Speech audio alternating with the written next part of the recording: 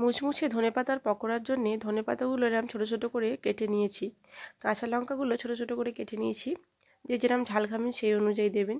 বেসনটা নিয়ে নিয়েছি পরিমাণ মতো বেসনটা নিয়ে এতে দিয়ে দিচ্ছি অল্প পরিমাণে খাবার সোডা।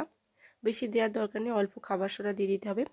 নুন দিয়ে দিতে হবে চামচ পরিমাণ মতো, নুন যে যেমন খান।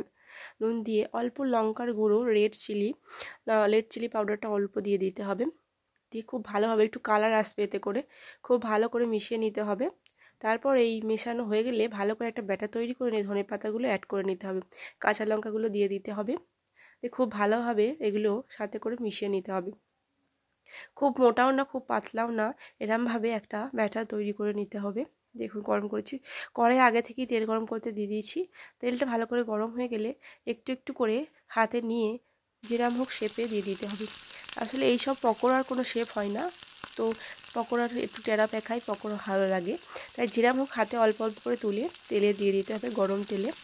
গ্যাসটা একটু মিডিয়াম টু লো ফ্লেমে রেখে খুব ভালো করে এপিট ওপিট সোনালি করে একদম লাল লাল করে ভেজে নিতে হবে। চা, কফি বা যে কোনো কোনো ডালের সাথে এরকম পকোড়া সত্যিই খুব ভালো লাগে চাকনা হিসেবে। চা কফির সাথে তো সন্ধেবেলায় জমে যাবে স্ন্যাক্স হিসাবে। এই দেখুন খুব সুন্দর লাল লাল করে ভেজে নিয়েছি, এরমভাবেই উল্টে উল্টে লাল লাল করে ভেজে নিতে হবে। দেখুন কত সুন্দর লাল লাল করে ভাজা হয়ে গেছে, এরকমভাবেই হবে। আর খাস্তাটাও দেখুন কত সুন্দর হয়েছে, একটু চাপ দিলেই এটা ভেঙে যাবে, খুব ভালো মুচমুচে হয়েছে। বাড়িতে অবশ্যই এরমভাবে ট্রাই করে দেখবেন ধনেপাতার পকোড়া, খুবই ভালো লাগবে। যদি রেসিপিটি ভালো লাগে চ্যানেলটি সাবস্ক্রাইব করবেন, ভিডিওটি লাইক করবেন আর পাশে থাকবেন। ধন্যবাদ।